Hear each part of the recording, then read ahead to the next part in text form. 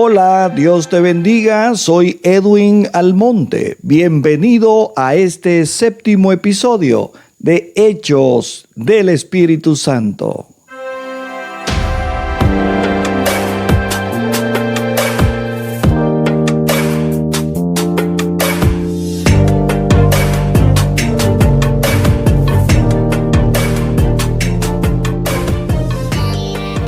Hechos 3 comienza con la sanidad del cojo en la puerta La Hermosa. Sin lugar a dudas, el ministerio de Pedro y Juan impactó a prácticamente a 3,000 personas. En Jerusalén había una gran revolución a causa de la predicación de los apóstoles, de tal manera que esto causó que fueran arrestados y llevados ante el Sanedrín. La vida para los apóstoles nunca volvió a ser igual a causa de la persecución. Sin embargo, esta persecución produjo frutos agradables para el desarrollo y el crecimiento de la iglesia. Hechos del Espíritu Santo, episodio número 7. Estaremos compartiendo el ministerio de Pedro y Juan y estaremos viendo de la manera milagrosa que ellos actúan sanando al cojo de la puerta La Hermosa. Para esto nosotros estaremos en el texto bíblico de Hechos capítulo 3 versículos 1 al 10. El objetivo es resumir y aplicar lo que Hechos 3, 1 al 10 enseña de las creencias de la gente, de sus necesidades y de sus responsabilidades. También vamos a analizar 3 verdades relacionadas con la parte que corresponde a Dios y nuestra parte en cuanto a ayudar al necesitado. Y usted debe aplicar esto en la comunidad en la cual usted vive. El texto bíblico dice de esta manera: Pedro y Juan subían juntos al templo a la hora novena, la de la oración, y era traído un hombre cojo de nacimiento, a quien ponían cada día a la puerta del templo, que se llama La Hermosa, para que pidiese limosna de los que entraban en el templo. Cuando vio a Pedro y a Juan que iban a entrar en el templo, les rogaba que le diesen limosna. Pedro, con Juan fijando en él los ojos, le dijo: míranos. Entonces él les estuvo atento, esperando recibir de ellos algo. Mas Pedro dijo: no tengo plata ni oro, pero lo que tengo te doy. En el nombre de Jesucristo de Nazaret, levántate y anda. Y tomándole por la mano derecha, le levantó. Y al momento se le afirmaron los pies y tobillos. Y saltando se puso en pie y anduvo, y entró con ellos en el templo, andando y saltando y alabando a Dios. Y todo el pueblo le vio andar y alabar a Dios, y le reconocían que era el que se sentaba a pedir limosna a la puerta del templo La Hermosa, y se llenaron de asombro y espanto por lo que había sucedido. Pedro y Juan ministran a un mendigo cojo. El primer punto que vamos a ver es que la gente va madurando lentamente en sus creencias. Pedro y Juan subían juntos al templo a la hora novena, la de la oración, según Hechos 3, versículo 1. Esta hora novena es las 3 de la tarde. Así que vamos a ver algunas verdades. Primero, los cristianos todavía practicaban ritos de la ley. Ellos oraban de mañana y tarde según los conceptos que estipulaba la ley. Más tarde, el libro de los Hebreos enfatiza que el Nuevo Testamento es mejor que el Antiguo. Tenemos un mejor altar, un mejor sumo sacerdote, un mejor sacrificio y un mejor templo. Hebreos enseña que no hay necesidad de más sacrificios como los del Antiguo Testamento, porque el fin de la ley es Cristo para justicia a todo aquel que cree. La iglesia aprendió esto a medida que maduró, pero en los primeros días los creyentes continuaron sacrificando animales, tal y como se establecía en la ley. Hechos 21, 17 al 26 registra esto. Ahí podemos ver a Santiago y los ancianos de la iglesia en Jerusalén. Ellos contaron a Pablo que todos los judíos cristianos eran todavía seguidores de la ley y le aconsejaron que se purificara por la ley. Él se purificó y probablemente compró 8 palomas y 4 ovejas para sacrificar en el templo, que era lo que estaba registrado según el texto bíblico de Números 6, 9 al 12. Pablo hizo esto para complacer a los creyentes que todavía estaban bajo la ley. Jesucristo murió para liberarlos de esta, pero ellos continuaban viviendo bajo esa ley. Los creyentes maduran lentamente en sus creencias. Cuando recibimos a Cristo por primera vez, no vemos todos los cambios que Él hace en nuestra vida. No es posible llenar la mente con nuevas ideas en un solo momento. Por un lado, llegamos a ser nuevas criaturas en Cristo, según 2 Corintios 5:17. Dios perdona nuestros pecados, nacemos de nuevo y empezamos a pensar de una manera diferente. Comenzamos a desarrollar valores espirituales en vez de materiales. Por otro lado, el nuevo nacimiento es solamente el comienzo. Es el punto de arranque de nuestro crecimiento espiritual. Luego, poco a poco, adquirimos conocimiento. Algunas veces es muy difícil ver nuestro crecimiento espiritual. Algunos creyentes aún piensan que la malaria, el cólera y el polio son causados por los demonios. Ellos no entienden que las vacunas y medicinas previenen esas enfermedades. Algunos creen que no es espiritual estudiar la Biblia y rechazan a los maestros. Algunos de estos hasta son pastores, predican sobre el primer texto que ven cuando abren su Biblia. Algunos creyentes piensan que es malo comer cierta clase de vegetales o carnes. Todavía no han crecido dentro de la libertad de 1 de Timoteo 4, 3 al 5. Debemos amar a estos creyentes, tenerles paciencia. Ore por ellos, estudie la Biblia con ellos. Dios les ayudará a madurar en su tiempo. Hasta los hombres tan espirituales como los apóstoles crecieron lentamente. Punto número 2. Algunas personas tienen grandes necesidades. ¿Qué sabemos acerca del mendigo? Sabemos que tenía más de 40 años de edad, según nos relata Hechos 4:22. El doctor Lucas nos dice que este hombre había sido cojo de nacimiento. Nunca había dado ni un paso. Todos los días alguien lo cargaba para llevarlo a pedir limosna. Los mendigos no son las únicas personas con necesidades. Por todas partes hay gente herida, algunos cojos, ciegos, sordos o mudos, otros pobres, enfermos, hambrientos, desnudos o en prisión. Algunos son ricos y saludables, pero se sienten vacíos y solos. Otros están desanimados. Hay otros que vienen de familias olvidadas. Muchos están perdidos sin Cristo. Número 3. Dios nos llama para que nos fijemos en aquellos que están pasando necesidades. La puerta a la hermosa era la entrada al templo. Afuera estaba el atrio de los gentiles. A estos se les prohibía subir las escaleras y cruzar la puerta la hermosa. Tenían avisos en latín y en griego, advirtiéndoles que no debían seguir más adelante de ese punto. Si desobedecían, probablemente los matarían. Vamos a ver este gráfico que nos ilustra bastante cómo era la puerta la hermosa en el templo de Jerusalén. Aquí vemos esta figura, el modelo del templo de Herodes. El templo cubría 14 hectáreas.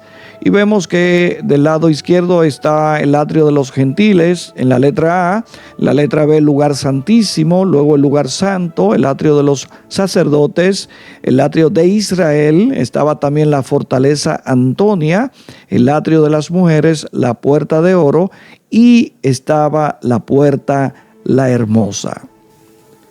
El templo de Jerusalén tenía varias puertas. Una de estas puertas era la puerta la hermosa. Esta puerta era doble y tenía unos 23 metros de altura, alrededor de unos 75 pies.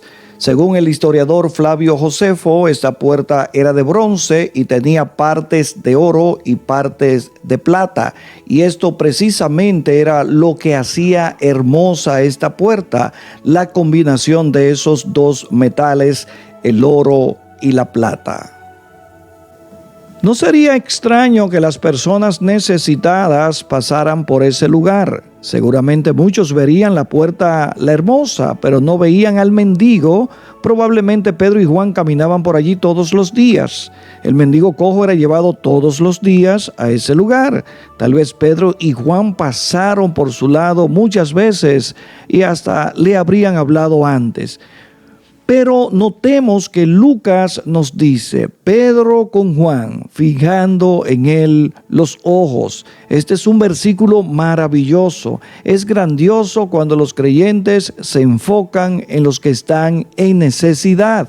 Hay muchas cosas que nos distraen para no ver a los necesitados. Es importante que nosotros como cristianos nos fijemos en la necesidad imperante a nuestro alrededor. Probablemente Pedro y Juan, por las ocupaciones de llegar a tiempo, a la hora novena, a la hora de la oración, descuidaron probablemente en algún momento a este hombre que tenía esa necesidad. Pero llegado el momento, Pedro y Juan miraron a este hombre, se enfocaron en la necesidad de este hombre y eso trajo como resultado que Dios obrara positivamente trayendo la sanidad de este cojo, que todos sabemos que los hombres cojos no podían entrar al templo. Imagínese usted la alegría que tenía este hombre una vez que fue sanado. Pudo entrar al templo, alabar, adorar a Dios, porque los cojos no estaban permitidos entrar al templo.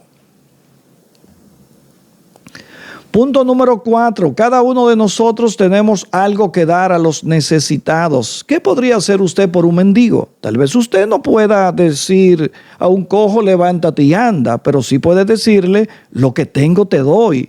Cada creyente tiene algo que dar a los necesitados. Tenemos diferentes talentos. No todos ministramos del mismo modo a la gente, pero recuerde que la iglesia es el cuerpo de Cristo en la tierra. Hechos es la historia de lo que Jesucristo continuó haciendo a través de su cuerpo en la tierra. Moisés no tenía mucho, él no pensó que los necesitados le escucharían, él sentía que no tenía mucho para dar, pero el Señor le hizo una pregunta, ¿qué es eso que tienes en tu mano? Solamente una vara, pero cuando Moisés obedeció, Dios la usó. ¿Quién habría pensado que una vara ayudaría? Pero ese fue el primer paso para la liberación de la esclavitud de una nación. Dios siempre quiere usar lo que tenemos a mano. David era muy joven y Goliat era un gigante que medía más de 3 metros de alto. Usaba un casco de bronce. Su armadura pesaba cerca de 7 kilos o 15 libras. ¿Qué podría ayudar al jovencito a vencer al gigante? Una honda y una piedra fueron suficientes. David se atrevió a intentarlo. Así que Dios quiere usar lo que nosotros tenemos a mano. Un profeta pudo comer suficiente porque una viuda dio un poquito de harina. Una multitud se pudo alimentar porque un pequeño niño dio su almuerzo a Jesús. No se disculpe por lo que no tiene. No se avergüence si tiene solo un poquito para ayudar a los necesitados. No es vergonzoso tener solamente un poquito para dar, pero es muy vergonzoso tener un talento y no poder usarlo para Dios. Un agricultor estaba hablando con un amigo y alardeaba, si yo tuviera $1 millón, se lo daría todo a Dios, pero no lo tengo. El amigo le preguntó, si tuvieras una oveja, ¿se la darías a Dios? No digas eso, replicó el agricultor, yo tengo una oveja. Quizá usted no pueda decir al mendigo, levántate y anda, pero tal vez sí pueda decirle, lo que tengo te doy. Y recuerde que aquel a quien usted tiene es más importante que lo que usted tiene. Jesucristo es el más grande regalo que podemos compartir con las personas que no conocen a Dios. Punto número 5. Dios nos respalda después que nos hacemos cargo de ayudar a un necesitado. Mas Pedro dijo: no tengo plata ni oro, pero lo que tengo te doy. En el nombre de Jesucristo de Nazaret, levántate y anda. Y tomándole por la mano derecha, le levantó, y al momento se le afirmaron los pies y los tobillos. Interesante lo que relata el libro de Hechos en relación a la respuesta de Pedro cuando este hombre requería de Pedro la atención y requería de Pedro la sanidad. Pedro suponía que este cojo que mendigaba en la puerta de la hermosa quería una limosna, quería una ayuda para sus necesidades. Pero Pedro, a diferencia de mucha gente de estos tiempos, no tenía plata ni oro. Hoy en día es muy notorio el criterio de que un ministerio es muy bendecido cuando abunda en bienes materiales, cuando el ministro es rico, es opulento, cuando el ministro tiene grandes posesiones, se mira como si éste estuviera aprobado directamente por Dios. Tener recursos económicos necesariamente no significa que Dios esté aprobando algún ministerio, porque mucha gente ni siquiera es religiosa, mucha gente ni siquiera tiene un ministerio, mucha gente se dedica al soborno, a la corrupción, y de hecho tienen muchos recursos económicos. Tener muchos recursos económicos no es sinónimo de que usted tenga un ministerio aprobado por Dios. Aquellos hombres de Dios pasaron muchas precariedades, aquellos hombres de Dios pasaron muchas necesidades y sin embargo Dios estaba con ellos. Sin embargo, Dios aprobaba fehacientemente el ministerio de aquellos apóstoles incipientes, aquellos apóstoles primarios que empezaron con el movimiento cristiano allá en Jerusalén. Pedro no tenía esos recursos como hoy en día tratan de hacer ver algunos ministros de la palabra, haciendo notar que Pedro tenía muchos recursos económicos porque él tenía una industria de pescado que vendía peces y que eso les remuneraba grandes bendiciones económicas. La Biblia en ningún lado dice que Pedro fuese algún empresario que tuviera grandes recursos económicos como consecuencia de la pesca. Sí sabemos que Pedro era un pescador, sin embargo, cuando Jesús le llama al ministerio, le pide que abandone su tarea de ser pescador en el mar para que se convirtiera en un ganador de hombres, en un pescador de almas para el reino de los cielos. Así que Pedro había invertido toda su vida en el desarrollo del evangelio de Jesucristo y no se había ocupado de amasar una fortuna en la tierra. Así que Pedro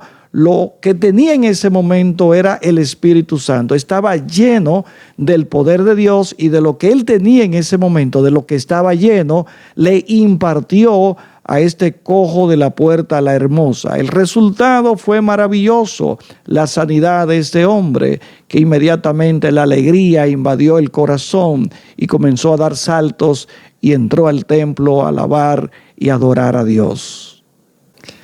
Número 6, Dios obra por medio de cosas pequeñas más frecuentemente de lo que esperamos. El mendigo cojo estaba muy feliz.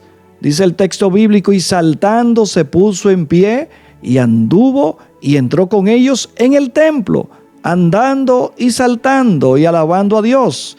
Y todo el pueblo le vio andar y alabar a Dios.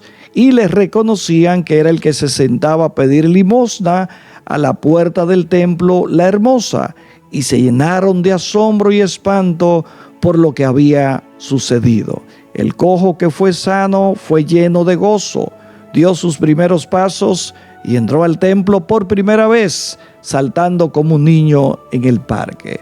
Por primera vez en el templo. ¡Qué alegría sintió este hombre! Nunca había podido entrar al templo a causa de que era cojo. Ningún animal descompuesto, arañado, herido, que le faltara una pierna, que fuese visco, que fuese ciego, podía ser usado como objeto para un sacrificio. De la misma manera, algunas personas que tenían deficiencias físicas, impedimentos físicos, también no podían entrar al templo. Imagínese la alegría de este hombre por primera vez entrando al templo con esa alegría contagiosa para adorar y alabar a Dios. Y nosotros concluimos: ore para que Dios le haga ver a los que están en necesidad y después haga lo que Él indique en el corazón. Siembre la semilla y déjele a Él los resultados. Pedro escuchó una voz muy suave que le dijo que tomara la mano del cojo. Él creyó en los dones espirituales y estaba caminando en el Espíritu. Por lo tanto, obedeció a la voz interior y Dios hizo el resto. El Señor a menudo hace más de lo que nosotros esperamos cuando oímos y obedecemos.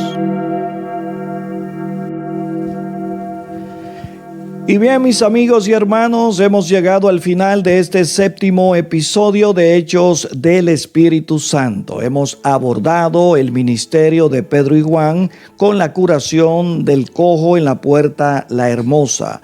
En los próximos estudios seguiremos abordando el ministerio de estos grandes apóstoles del Señor. Recuerda que cada lunes a las 9 de la noche estamos publicando un nuevo episodio. Si alguna iglesia, alguna institución quiere usar todo el contenido de esta serie de estudios, lo puede hacer con toda libertad. Nosotros no perseguimos ningún fin lucrativo con el desarrollo de esta serie de estudios. Soy Edwin Almonte. Hasta un nuevo episodio.